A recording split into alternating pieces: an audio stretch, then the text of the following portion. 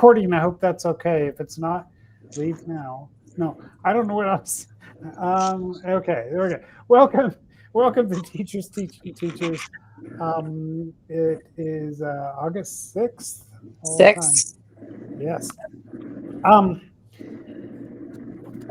So we'll start with some introductions. So we'll kind of get to know each other a little bit here. Iain, do you want to introduce yourself first? Yeah, I can say hi. I'm Iain Coggins, and I am a adjunct professor at Lehman College. I'm a teacher educator. I'm a consultant. I do a lot of things. And Paul and I have known each other from years back in the New York City Writing Project, and I've been trying to get to this meeting for a very long time. So I'm glad to be here tonight. And unfortunately, I will have to drop out a little bit early, probably, but I'm really glad I made it, and it's good to meet everybody. Good. Welcome, Iain. Debbie, we'll go clockwise. I'm Debbie Abilock. I currently, can you hear me?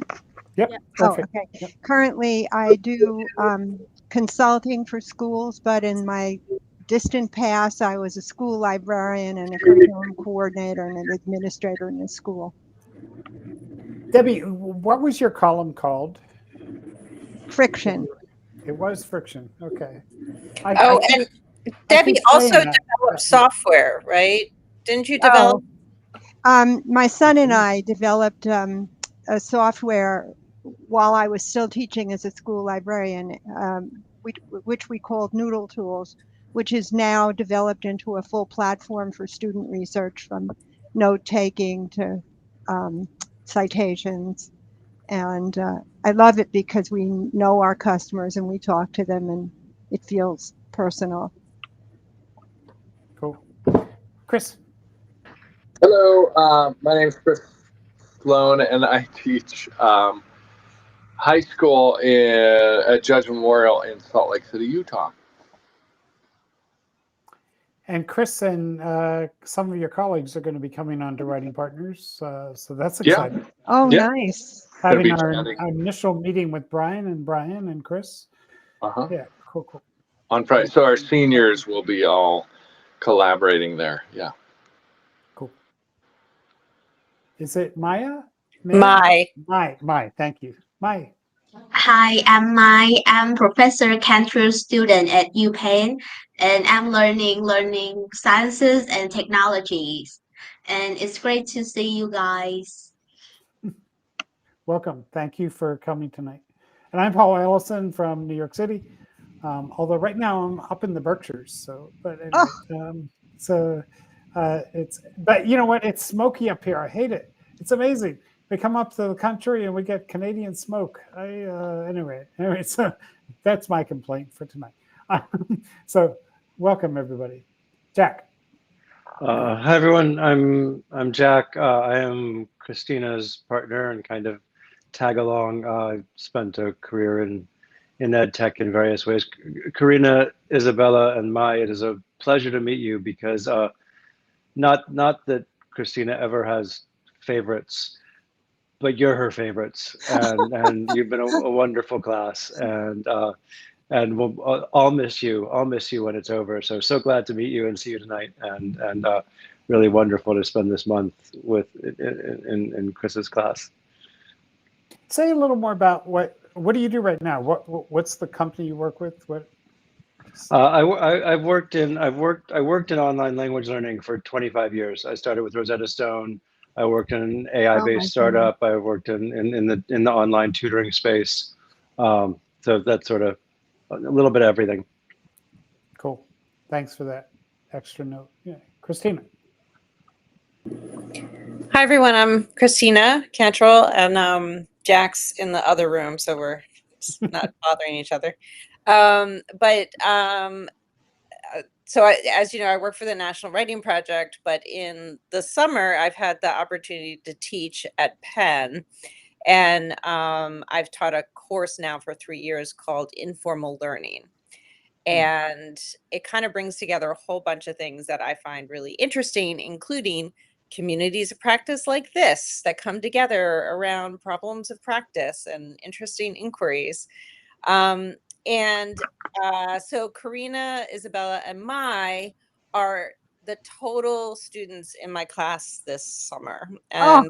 And so we've been having a really fun time because we're both, it's an awkward class. It's a class about informal learning in a formal graduate setting. So, and there's grades and stuff like it's a real course. But we've been sort of designing it as we go. Like I bring the stuff that I've been doing and then we find out what everybody's interested in and then we try to go do some things. So we've done some field trips and I don't know, some making projects and some other things. So, and this is the last week of class. So we were talking about communities of practice. So I said, well, there's this one that I come to every Wednesday night and they all were interested in coming. And because they're all in, and they can speak to this, they're all in learning design and technology too. I felt like it was a good overlap. And we've been talking about AI. And so anyway, I'm thrilled that they're all here and thank you for welcoming us, Paul. Christina, what's the idea of the / between informal, like what's the idea behind informal learning? Yeah. No, your title is spelled IN / formal. Yeah. Right. So we're really, you can talk, there's a lot of literature and a lot of research about informal learning and formal learning, and it sort of spans from, museums to libraries to workplaces to communities of practice. It's all over the place. It's like everything else besides school. So it's all over the place. And sometimes they even call things like, anyway, there's all sorts of research and names, but ultimately a lot of the work is not that distinguishable. I mean, there's, the informal formal can be really fuzzy. Cool. And then we tend to talk, like we sort of start to shift into talking about ecosystems of learning rather than, in or out kind of thing, which has been fun. Cool. Carina. Sorry. Thanks, Christina. Yay. Hi, everyone. Good to see you here. I'm Carina. I'm also Professor Cantrill student. And I'm also from Learning Sciences and Technologies program.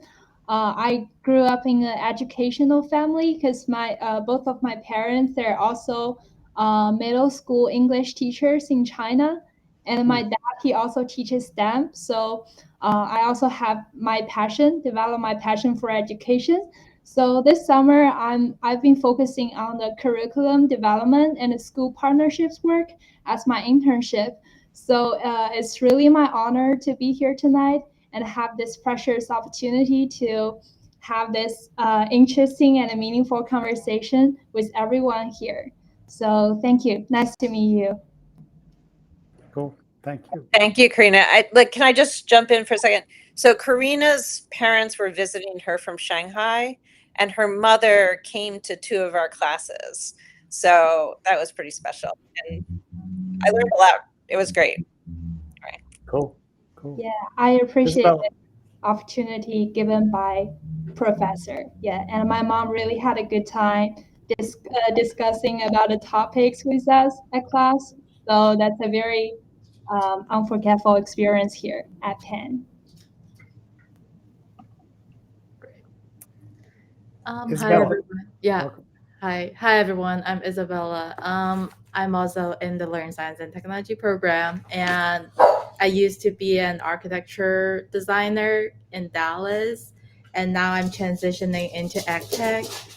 Like for the summer, I'm actually interning at Amplify Education. I don't know if you have used their curriculum before. Amplify is a curriculum kind of design company, and I'm working on their CQLA grade 3 to 5 literacy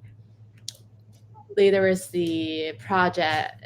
Like I'm developing like a kind of weekly quiz on their like short form sentence writing type of skills, just to develop kind of assessing and measuring and measure their sentence writing skills. Yeah. And also, I'm also working at the Penn undergrad admission office, just giving out facilitating courses, a course called college application classroom in local Philadelphia high school. So just to ensure more everyone, and especially the underserved community, to have the opportunity to learn about what colleges are and how to apply for colleges. Cool. So I thank you for those introductions, and really nice to have such a mix of people with us here tonight. And thank you for bringing your class, Christina. I appreciate it.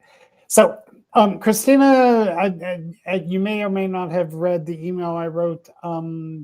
Christina, last week, toward the end of some work we did together around inquiry and some AI support around inquiry, I started to ask the question of, could we create an AI assistant? I don't know if you asked it exactly like this, but could we create an AI assistant that would support a student to go from a superficial question into a deeper question in some way? And there are lots of ways to say that.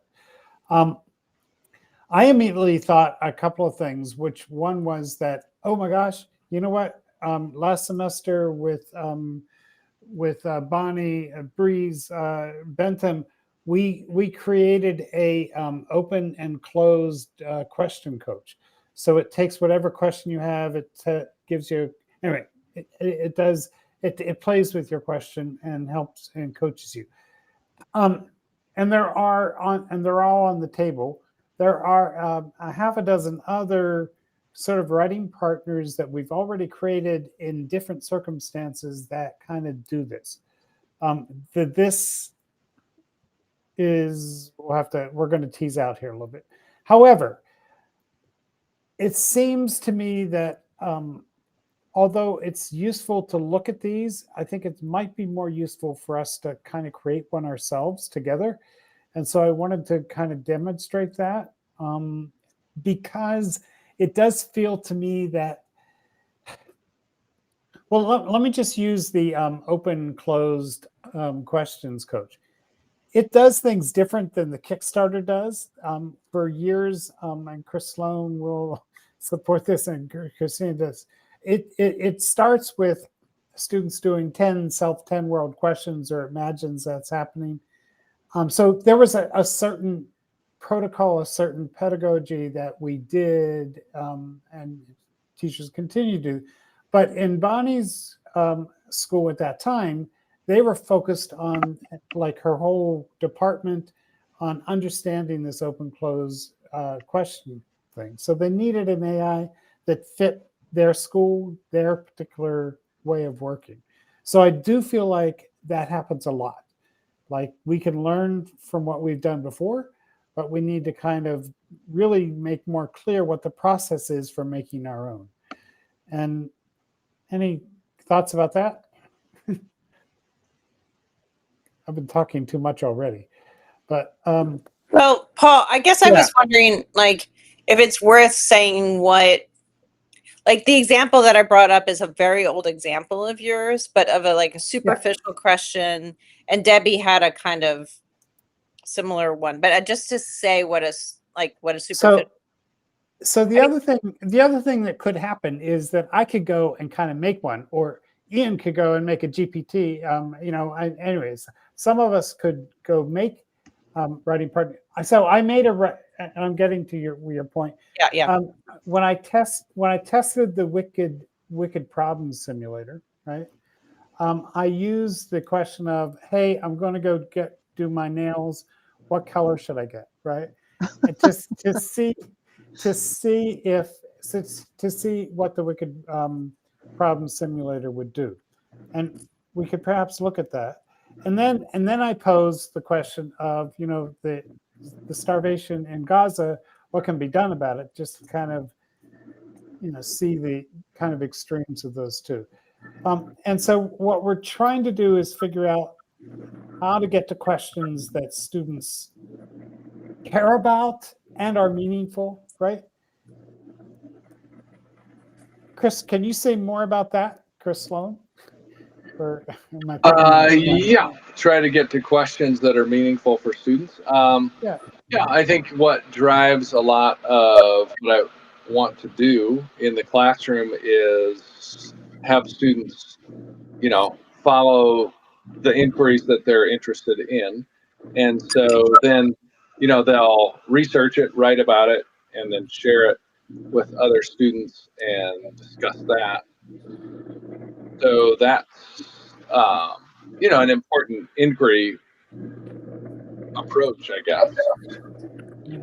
And I guess sometimes you run into inquiries that kind of don't seem like they're going to go very far. Like it's hard to know what they're going to discover or where they're even going to find information. And then it surprises. It can, actually be more meaningful, or a new question comes up, right? Yeah, so the questions morph throughout the year. And so sometimes they start with questions that seem maybe silly even to them, but there's a reason they're asking them. And the more they look into it, the more it becomes more meaningful. Should we look at the the problems one just as a quick example? Does that make Sure. sense? And then Yeah. let's kind of figure out how to do this in a more collaborative. And when I've constructive way. taught wicked problems in the past, it's go for it. the definition of a wicked problem is one that you can try to solve it, but even in the solving of a wicked problem, you might uncover more wicked problems because it's a societal problem with many inputs that can't be solved, but you can find the least worst solution. And I'm just checking.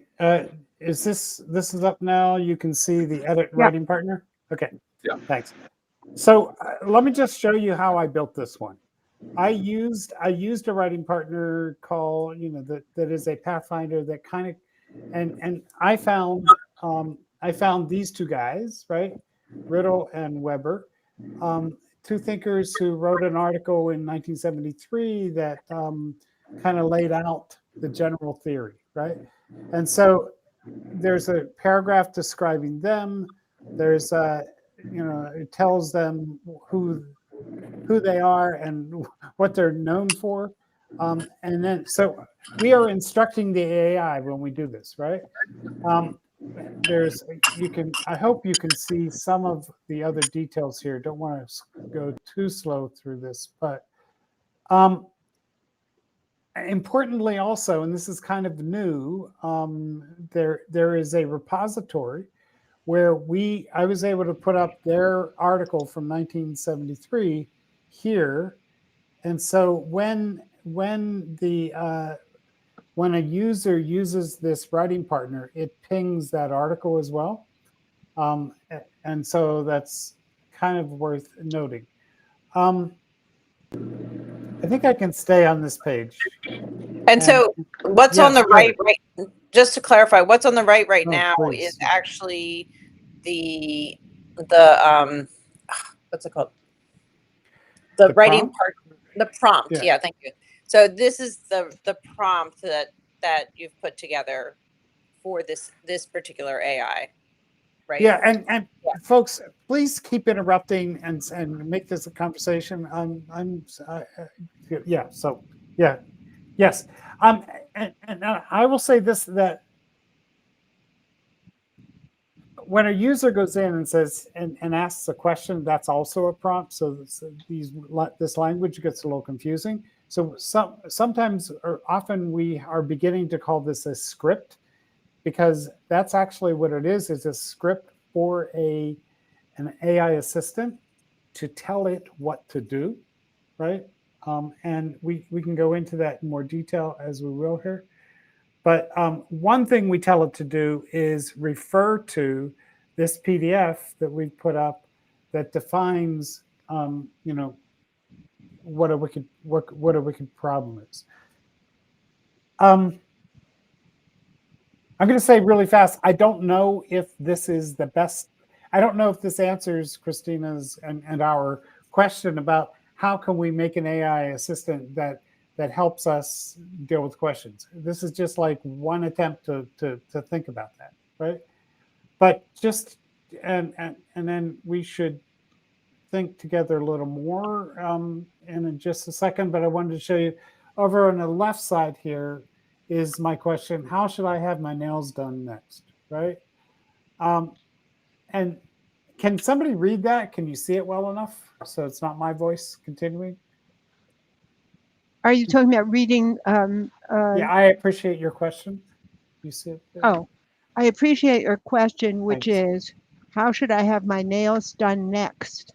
That's a classic example of what planners and designers might call a, quote, tame problem. But as you might suspect, there's room for complexity, even in something as seemingly straightforward as nail design. Let's look at this from a few different angles. First, you want to consider your context. What's coming up in your life? Is there some special occasion, an event, or simply an everyday routine that you want your nails to complement? Next, reflect on your personal style preferences and how adventurous you're feeling. Are you interested in something bold and expressive, or more classic and subdued? And then there's the practical layer. What's your budget? How much time do you have for upkeep? And how resilient do your nails need to be? For example, do you use your hands a lot at work? These questions are all interconnected, much like a wicked problem. Even small choices in designs can ripple out to affect the outcomes and satisfaction. And then the AI breaks it down. Right. Let's break it down into some paths you might want to explore. Click where you'd like to go next and gives you 3 choices there. Yep, and I did go further with that just to kind of keep testing it. Then we did ask how can we end starvation of people in Gaza? Wow. And right, do you want to keep reading, Debbie? Do you mind? Sorry. As you're asking the truly wicked question, how do we end starvation in Gaza? As we said back in 1973, wicked problems like this resist simple solutions because they're deeply entangled, multidimensional, and full of contradictions. Oh, you know what? You go ahead. Yeah. When Kwaiko's book describes wicked problems, he points out that the issues like famine have incomplete or contradictory knowledge. The number. Let's interrupt. I should clarify. I should clarify that I had a different PDF in here, and so we ended up quoting for that.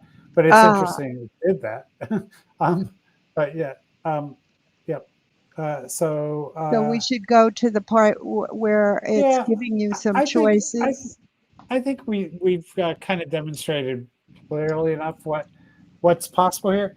Any thoughts or questions around the room people have about this? And then I'd love to jump in and see if we can make one of these ourselves together.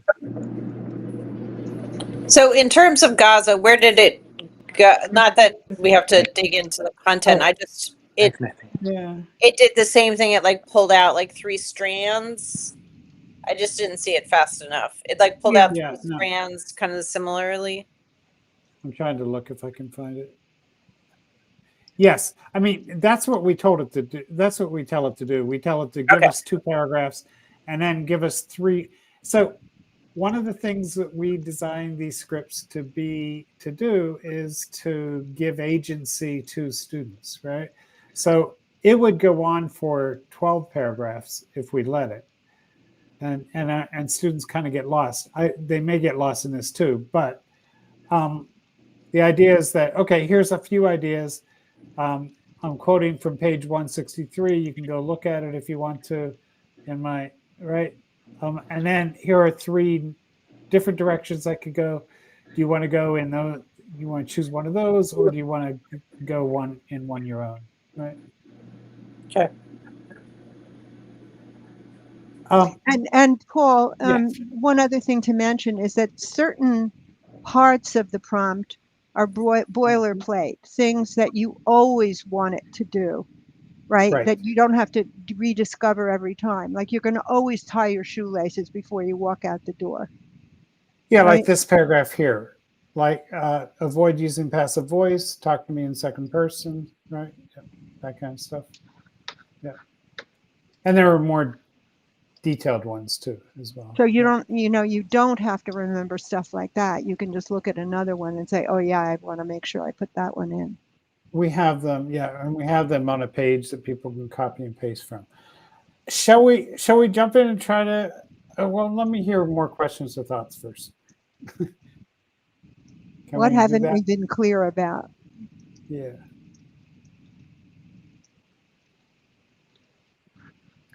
I'm sure we're dumping you right in the middle of this process. So please ask ideas, thoughts. And by the way, David Cole, nice to see you. Don't see you, but nice you're here. Hey, Paul, quick question. Yeah, sure. Technical Thanks, question. Are you using OpenAI as your API for this? And in which model of ChatGPT are you using? Yeah, we're using 4.1, and it is OpenAI. Yep. Gotcha. Yeah. Which, tomorrow 5.0 comes out, and so we'll move to that. Yeah.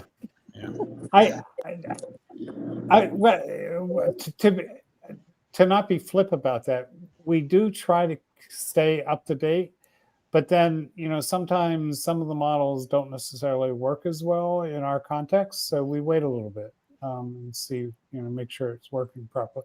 And we're not using the thinking ones as well. So 4.1 seems like a good one for what we're up to.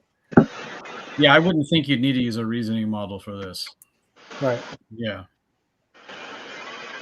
Paul, I was wondering, do you embed the whole article in the script so that it's referring to just that article, or is it referring to like all of what we know that people have written about wicked problems from this article? So yeah, I was trying to show that one of the, and this is like for us, it's about 2 weeks old that we can do this, and so in the students you were working with in Ireland this summer, they were putting the whole article in the prompt. Now you can put the article in, and you can use either a Word document or a PDF and upload the entire article that way, right? And there are ways to put it into a different kind of repository. Then you'd need tools to pull that out. I've made this judgment, and we can talk about it as we go, and David and I are talking about this, but so very specifically, it's that one 1973 article that it's referring to, right? So no, it's not. It's really taking your question. It's taking whatever prompt has been written, and then it's also associating it with that article. Okay, so it's just referring to. Well, go ahead. So it's just referring to that article as its knowledge base. That's right. Yeah. Can you ask it? Can you say, starting with this 73 article, can you look at research in this area since then? Just to also, sure. I don't know. We'd have to try it. Yeah. Okay. Yeah. And that just related to a question. This AI tool you're using only goes up. You said there's a year that it. So 4.1 has a cutoff in June. I think it's June or July. I'm not sure. I think it's June 2024. Right. Okay. So if you're asking for things after that, it's making things up. And it'll pretend like it knows, but it doesn't. So with Gaza, for example, it actually doesn't know what's happening right now. That's right. Okay. Although there are patterns that it would probably recognize, right? Yeah. I mean, unfortunately. Yeah. All right. So this is like hard to do, but I still want to do it. You got to go. Bye, and I'm glad you dropped by, and we'll be in touch. Thank you. Cool. Talk to you soon. Take care. Maybe David can take your spot. No, it's okay. No, so we could look at other ones, but let's think together. Let's make one together. Is that okay? who wants to be the guinea pig and one of the students? How about that? And if your first time here, you're gonna, I will do it, but I will ask you to, and we'll all help you. That's okay, right? Yeah. So you'll drive, right? I'll drive. Okay. So I'm going there right now. Just I think. And we can do this together if you guys want. Oh yeah, and Now, we don't see your screen right now, or at least I know. don't. Thank you for telling me that. I'm getting there again. Yep. Thank you. We're back. Yes. Okay. Yeah. I know it's small. Okay. Okay.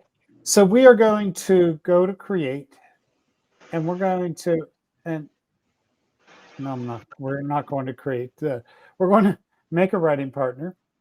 Okay. And we're going to do this from scratch, without other kinds of support. Who is volunteering to give us ideas? How about anybody can? How that might work. And then speak up, but please speak up. I'm going to make a new writing partner.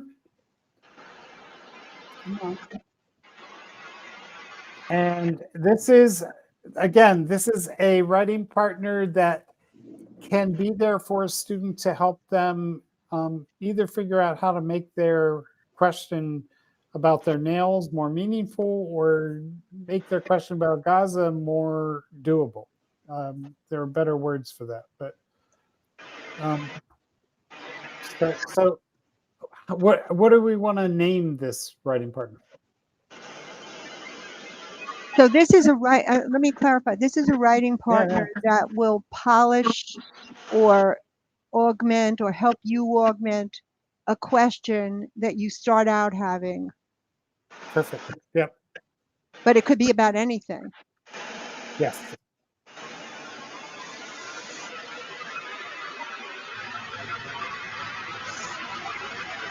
Yeah. Do we have go ahead. Sorry, I was a lot of background noise, I think. I think it's Chris Sloan. Somehow I think there's some echo or something on your end. Yeah. Oh, yeah. Yeah. Okay. So just to be clear, I'm trying to do this as collaboratively as possible here, given this weird, Google Space video setup. So please speak up. An idea for a title for this writing partner. How about question buddy? I don't know what age students. Maybe question buddy would be little students. Maybe we need something that. I was thinking unpack your problem or something. I don't know. Problem unpacker, unboxer. Unbox your question. Unbox your question. Yeah. Okay, we can always change it. Unboxer. Okay. We're going to call it the unboxer. Okay. And later we can describe this in more detail. Right now, we're going to talk about a persona. How about, and let me just identify, do you see this pop up? I don't know if you do. Yes, we can. Oh, good. Okay, so let me first say that, and just to be clear, this is, you can find half a dozen, or you can find many more ways of prompting and directions for prompting. This is just sort of what we've come to. One of the ideas is this first paragraph here is that you want to say to the AI, you are this, you are that, you are going to do this. So you're talking to it, giving it directions. So the persona of it is what discipline or domain or expertise? We're not going to answer these questions, but what vibe or stance or emotions? How are you trained? So what kind of person do we want this to be?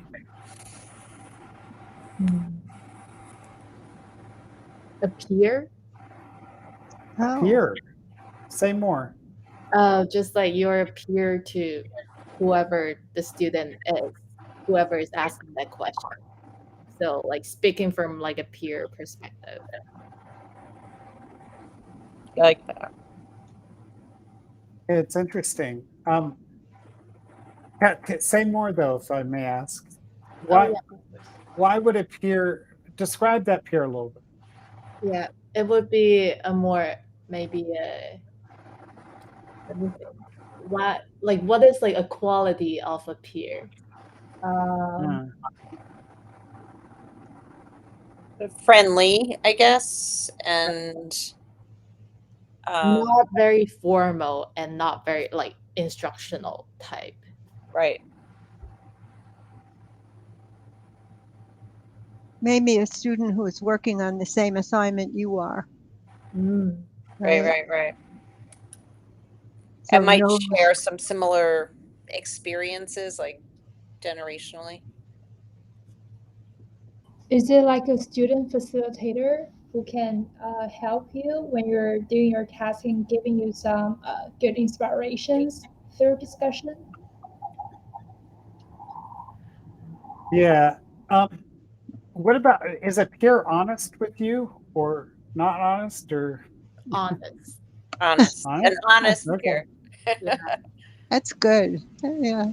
Haven't we, Isabella? It's made me think like of all the friends I've had who have been like the deeper thinkers, like he's they're the same age as me or whatever, but man, they just seem to be able to think more deeply than me, and how fascinated I've been with them, and sort of I bring things up with them because I want to like deepen the conversation in a way that I'm not. I don't know. So something about a peer who can deepen your understanding from not from an expert point of view or an authoritative point of view, but like someone who can, I don't know, move adjacently, think metaphorically, think analogously, somehow think laterally to expand the conversation somehow. But the way you'd like to, like over like, I mean, not that you ever sat like around. you're at a coffee shop. Like you're drinking coffee, yeah. Like you're drinking coffee and you want to have a deep conversation, like late at night. All right, I've been writing some of what you've been saying here. It's interesting. It's interesting. The peer is like friendly yet deeper, and so that's interesting.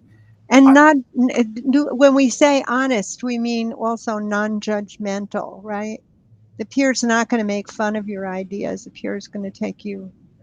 They're kind of forthright. But you respect where I'm coming from. Yeah. Oh, that's good. Let's see. Honest. And what did you just say? I said non-judgmental, but maybe it's built into that already. No, let's add it. Also, this peer will be like the peer is curious about your thoughts. So like it will help you peel through your questions, for example. That's why. They care about you. Yeah. Care and curious. Yeah. That's... Oh. So we are moving into purpose a little bit. Like, what is this person's purpose in life? You're curious about my thoughts. By the way, I think I said user up here. I can't find it again. I'm going to look quickly, but it's okay to say use you and my in here. It kind of works that way. So you are curious about my thoughts. You care about me. You want me to do my best. Oh, that's nice. Any other thoughts here? I already like this person. And you want to learn from me too, or yeah. And you don't always directly give the answers, but you give enough space to uncover the answer by myself. Wait. I love that. I do too, but that's moving down into process, which we want to do. Say it again. You. Me. Which is our third P. Yeah, Carina.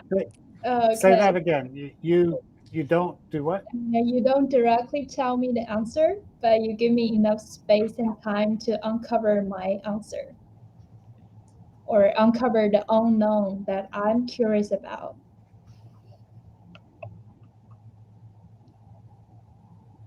The space and time, did you say? Yeah. Yeah, space and time. And respect me and support me. Sorry, I said too much. No, it's okay. No, it's We can always take it out again if we need to. But yeah, the space and time to find my own answers. Is that right? Yeah.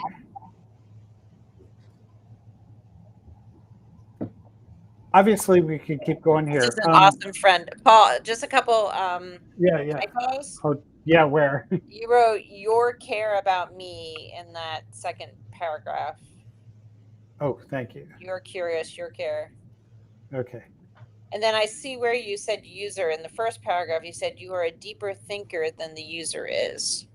So are you saying you want to change that? You're a deeper thinker than... It'll probably work either way, honestly. Okay. It's at the beginning of that line on the left. It's the third line in the left. Keep going back. Yep, user. Okay.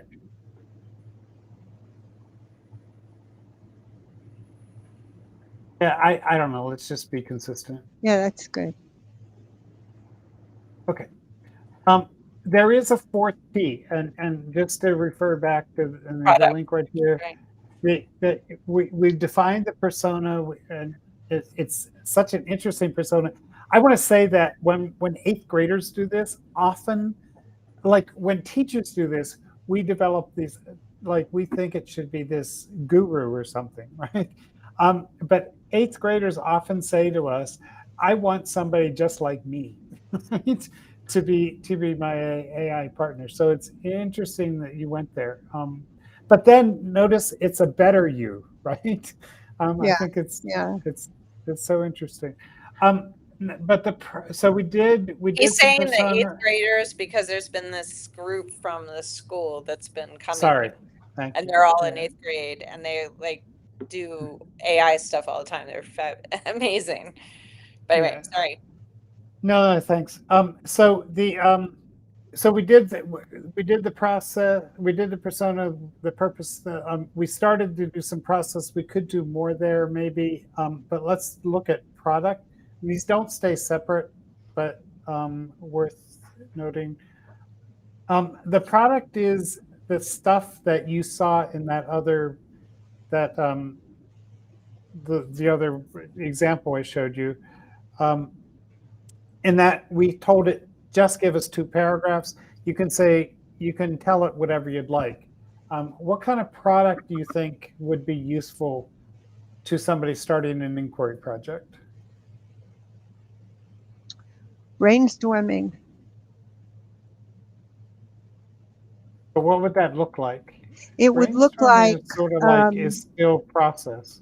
Yeah, it might be that instead of 3, give me 3 examples of how, to improve this. You might say brainstorm a larger number, brainstorm a larger number and have some of them very serious and some of them kind of whimsical, so that you get a range of ways to change it.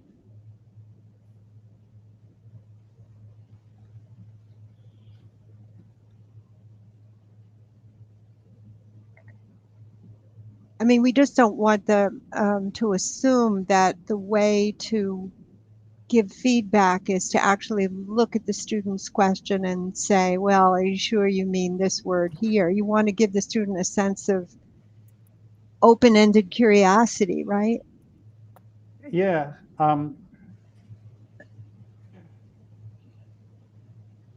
Playful.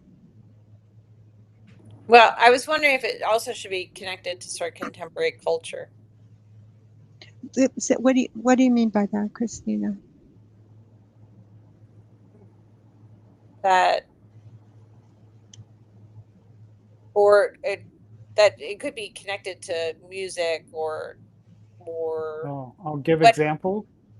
I was just thinking, like, if it's a peer, they're just sort of potentially generationally sort of have similar things they're watching, listening to, etc. That's not always true, of course, but that references to contemporary culture. I mean, I guess there's one question about like how the peers recognize each other through this tool. Like, I don't know what it's gonna. I don't know what it's gonna do, tool wise. Yeah. In other words, what you're saying is that how will the tool know what that person is that's asking the question unless peer, the tool, person's peer group. yeah, unless the tool is going to ask some questions back about, tell me a little bit more about yourself or something like that. Well, hey, well, you know, context. We talked about context. So there is a, and I'm watching time here, promise. So we have, and this works. There is a box where you can say a little bit about yourself, right? But maybe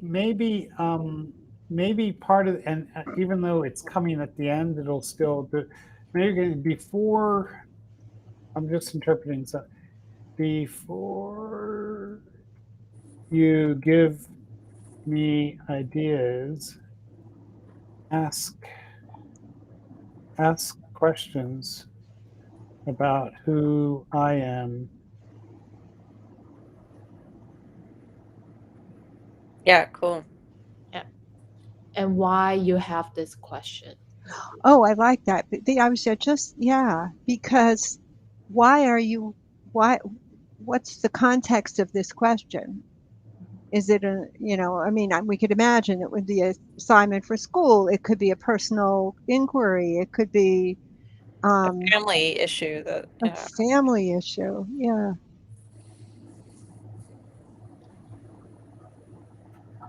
All right, we could do more, right? But let's I want to leave enough time to test it a bit. So I'm putting this in the brainstorming category for now. I'm going to make it public for now in case anybody wants to play with it. And I think I have something in every box. We may have a better title for Unboxer, but let's leave it for that now. It's kind of an intriguing title. Okay. Does somebody have a question they want to test? Why is the sky blue? All right. By the way, this is how this works too. That it immediately goes to a place where you can test and see what happens over here on the left side, and change stuff here on the right side. So everything we just wrote here is over on the right side, and we can make changes as we test it. So I'm going to go with continue, and I'm going to why is the sky blue? Mm-hmm. Is a good question. That is a fair question. And it does usually end up on people's lists. Okay, let's see what it came up with. By the way, I just wanted, because we could resubmit and get a couple of answers. We're kind of moving quickly here, so I'm going to just pick it. And can I get a bold person to read this for us? Let me try to move down. What did I just do? Oh, I can't. Okay. You want to try to read it, Isabella? Can you read it? Yeah, go ahead. It's tiny. Yeah. Ooh, love the curiosity here. Before we start tossing around theories about blue skies, can I ask what made you pick this question? What's got you thinking about this kind of thing today? Is this for an assignment or did you just look up and wonder? And underneath that, are you someone who likes science fact? Oh, should it be scientific? Wait. Or are you more interested in the poetry of things? Like, do you want to dig into the physics, or do you have an artistic streak that sees metaphors in the sky? Also, is there anything about the answer that feels especially important or meaningful to you? Like, are you looking for a fun fact to share, or maybe hoping to understand the world in a new way? Ooh. Let's chat about what's driving your curiosity a little so we can really get to the root and maybe the wings of the question together. Let's try it. Let's beat I like the it. Yeah. But let's keep going a little bit. How would somebody answer that? Yeah. Just arbitrarily. Do we Any want of do it. us or Isabella? Yeah. do we want to go to the poetry route? Sure. Yeah, okay. I'm a Why not? poet.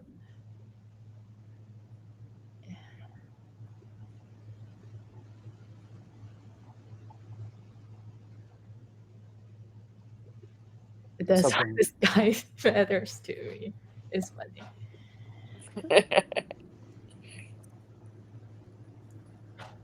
Here, I can keep it bigger this way.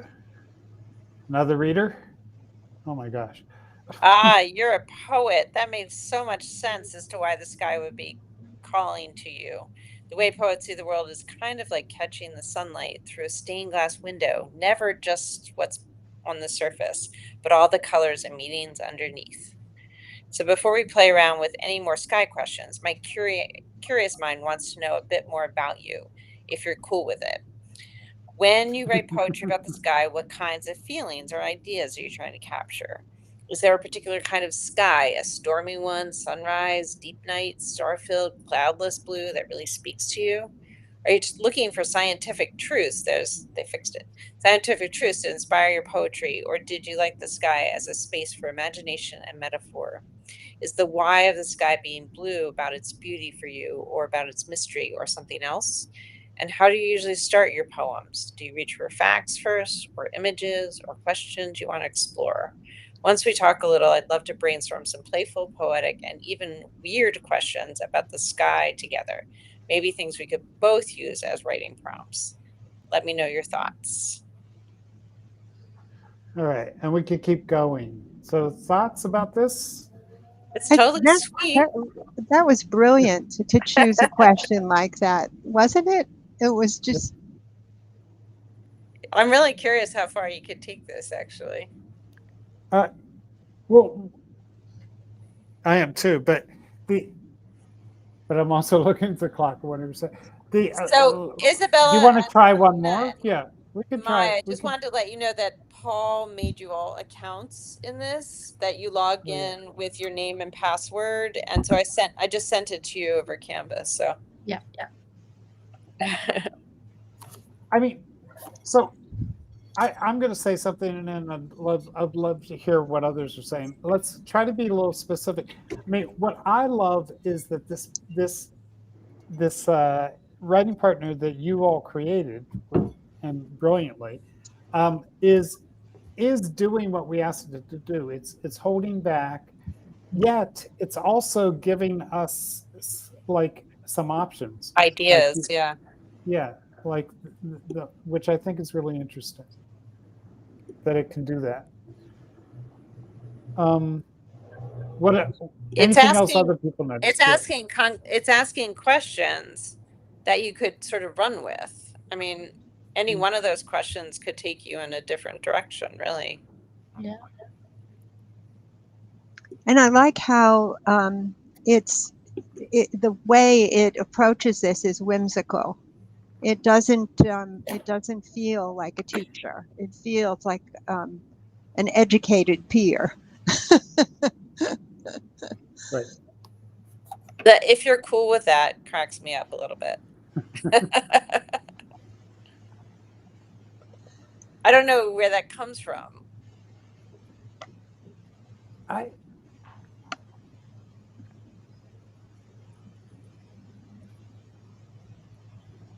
I don't either, but maybe it's like you're friendly. Ask questions about, yeah, that's right, who I am and what's important to me and why. I don't know, yeah, just sort of the vibe that we created with this language here. Yeah. So, other thoughts, and then we should kind of finish. I love how we can create like personalities. Like we can personalize our writing partner. It's just not like one size fit all like other models of like AI. Yeah, and I really love like personalized learning. I'm interested in how AI affect personalized learning, and this tool I think is brilliant. You know, Maya, it would be totally interesting to see that if you made small changes in the prompt and tried again, you know, what differences you would see in the response. How would it change it? It'd be so much fun to tweak it. And Mai's been bringing a lot about social emotional learning into our class. So like I could imagine like bringing some of those frameworks right into a thinking partner like this, so you know can develop kind of empathy. And then I don't know, also like the community, we talked about the community impact of like learning together and how does that affect the larger community. So those are some thoughts that like you can keep developing it to sort of address those maybe. Yes.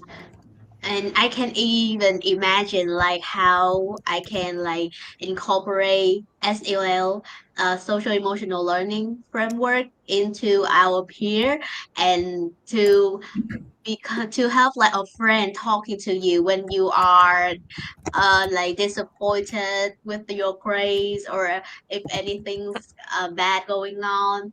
Yeah, I would love to see like how it turns out.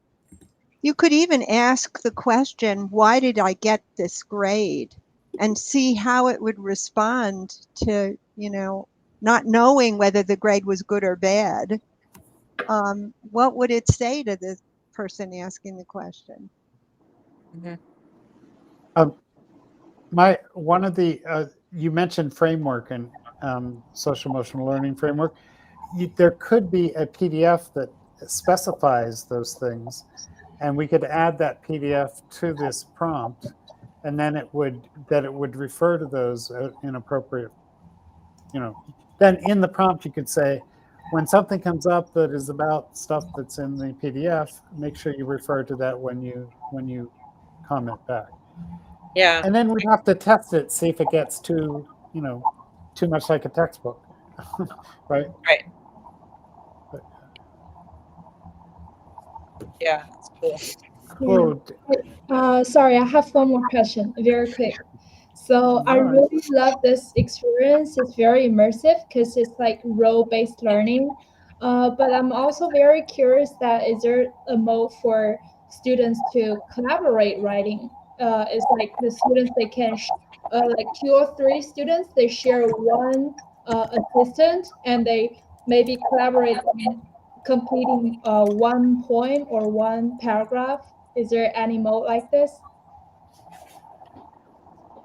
Currently, no, but this is exactly what we do on these Wednesday nights. We have brilliant ideas, just like you did, and then we see if we can design them. So yeah, being able to collaborate is a great idea. They can absolutely share them with each other, and you can in our current setup, you can remix one, right? So a student could save this one, and then you could go remix it and kind of make your own version of it. That's somewhat of an answer, but yeah, and you have an even the one better other idea. thing I was thinking of is just that, and I did explain this, and you didn't really see it, but Writing Partners is built on an annotation tool platform, so you also have the chance to have those conversations with fellow students, and then you have the AI, so it sort of makes this like interesting set of possibilities. And as Paul said, like we don't really like, you know, you kind of like think like, oh, maybe we could do this, and then try it out. Thank you, Paul. Thank you, Professor. Thank you. Okay. Yeah, thank you. And so, anybody else want to jump in, or we're good? Okay. David Cole left some messages, apologies for his off camera. I don't know if you all see it. Do you all see it? Anyway, he's been listening and loved the conversation. So thank you. All right. Thanks for stopping by. And we're here every Wednesday night. Even after the class ends, you're welcome. But, okay. Yeah. Thank you. Yes, Okay. definitely Thank welcome. you. That'd be very cool. All right. Okay. See y'all Good tomorrow. night. Have a great Yeah. night. Bye. Thank you, everyone. Have